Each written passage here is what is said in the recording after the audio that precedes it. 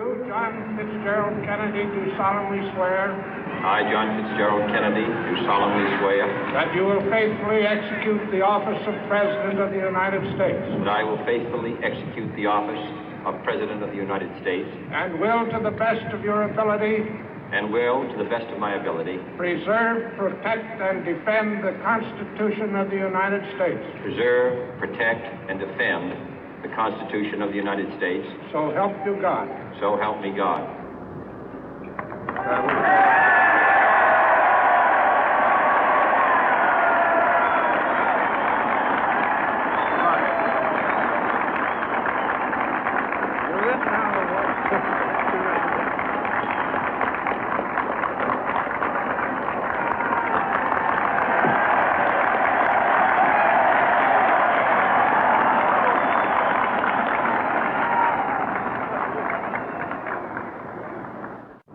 Vice President Johnson, Mr. Speaker, Mr. Chief Justice, President Eisenhower, Vice President Nixon, President Truman, Reverend clergy, fellow citizens.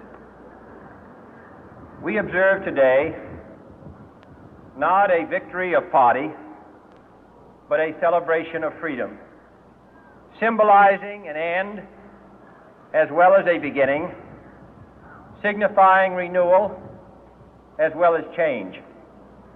For I have sworn before you and Almighty God the same solemn oath our forebears prescribed nearly a century and 3/4 ago. The world is very different now, for man holds in his mortal hands the power to abolish all forms of human poverty and all forms of human life. And yet the same revolutionary beliefs for which our forebears fought are still at issue around the globe. The belief that the rights of man come not from the generosity of the state, but from the hand of God. We dare not forget today that we are the heirs of that first revolution. Let the word go forth from this time and place to friend and foe alike that the torch has been passed to a new generation of Americans born in this century, tempered by war, disciplined by a hard and bitter peace, proud of our ancient heritage, and unwilling to witness or permit the slow undoing of those human rights to which this nation has always been committed and to which we are committed today at home and around the world.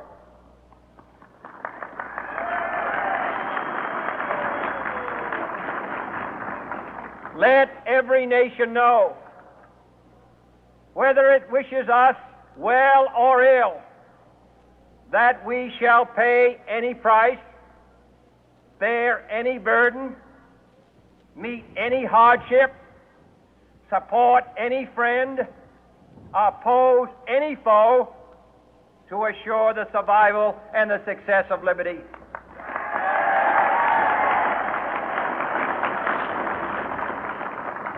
This much we pledge and more. To those old allies whose cultural and spiritual origins we share, we pledge the loyalty of faithful friends. United, there is little we cannot do in a host of cooperative ventures. Divided, there is little we can do, for we dare not meet a powerful challenge at odds and split asunder.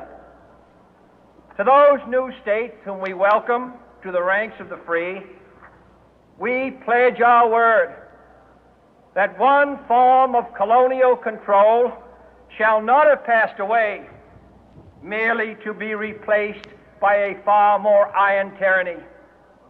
We shall not always expect to find them supporting our view, but we shall always hope to find them strongly supporting their own freedom, and to remember that in the past, those who foolishly sought power by riding the back of the tiger ended up inside.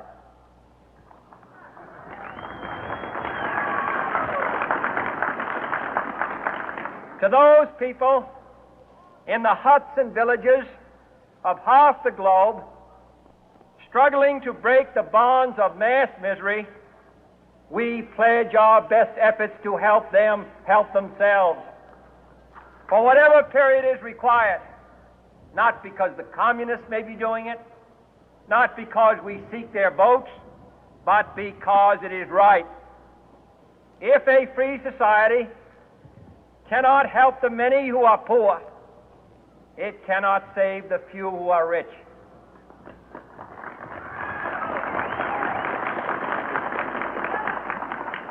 To our sister republics south of our border, we offer a special pledge to convert our good words into good deeds, in a new alliance for progress, to assist free men and free governments in casting off the chains of poverty.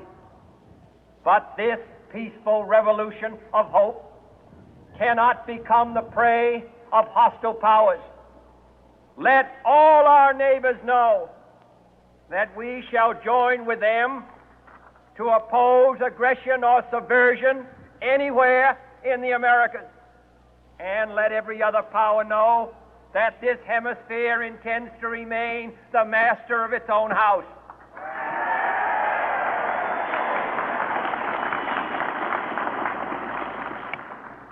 To that World Assembly of Sovereign States, the United Nations, our last best hope, in an age where the instruments of war have far outpaced the instruments of peace, we renew our pledge of support to prevent it from becoming merely a forum for invective, to strengthen its shield of the new and the weak, and to enlarge the area in which its writ may run. Finally, to those nations who would make themselves our adversary, we offer not a pledge, but a request that both sides begin anew the quest for peace. Before the dark powers of destruction, unleashed by science, engulf all humanity in planned or accidental self-destruction, we dare not tempt them with weakness, for only when our arms are sufficient beyond doubt can we be certain beyond doubt that they will never be employed. But neither can two great and powerful groups of nations take comfort from our present course, both sides overburdened by the cost of modern weapons, both rightly alarmed by the steady spread of the deadly atom, yet both racing to alter that uncertain balance of terror that stays the hand of mankind's final war. So let us begin anew, remembering on both sides that civility is not a sign of weakness, and sincerity is always subject to proof. Let us never negotiate out of fear, but let us never fear to negotiate.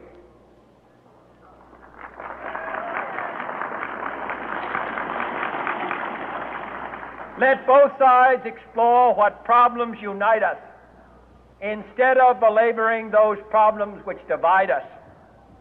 Let both sides, for the first time, formulate serious and precise proposals for the inspection and control of arms, and bring the absolute power to destroy other nations under the absolute control of all nations.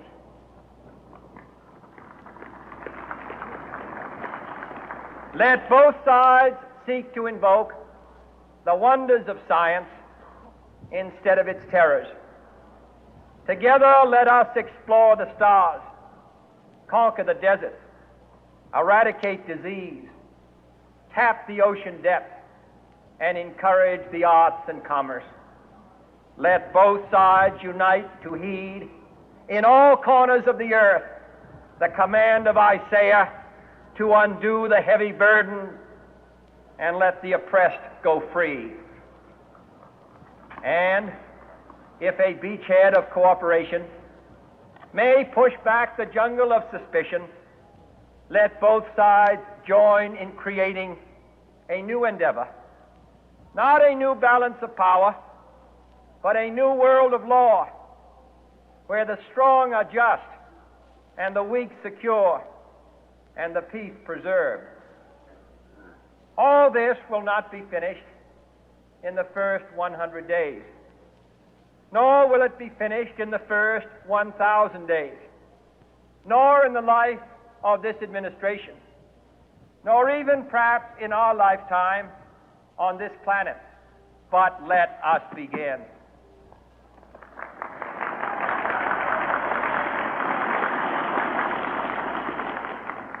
In your hands, my fellow citizens, more than mine, will rest the final success or failure of our course.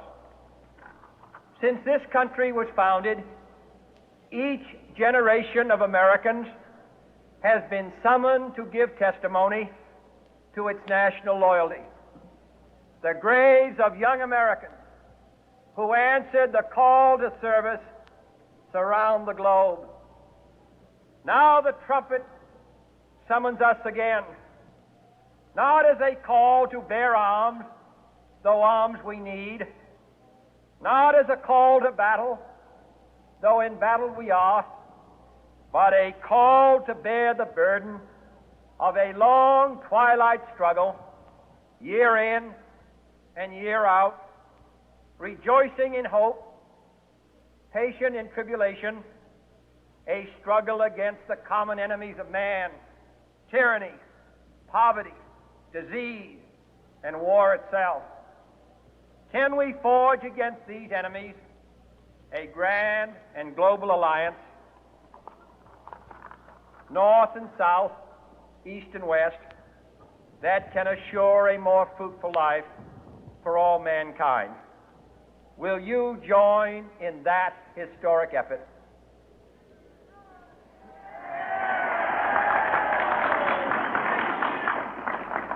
In the long history of the world, only a few generations have been granted the role of defending freedom in its hour of maximum danger.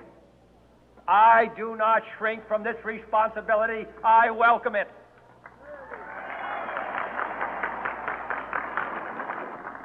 I do not believe that any of us would exchange places with any other people or any other generation.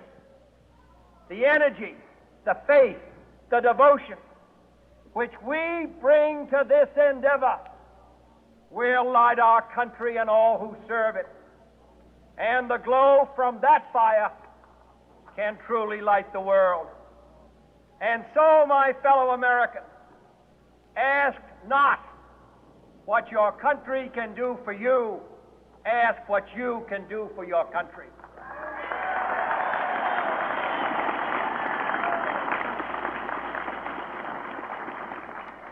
My fellow citizens of the world, ask not what America will do for you, but what together we can do for the freedom of man.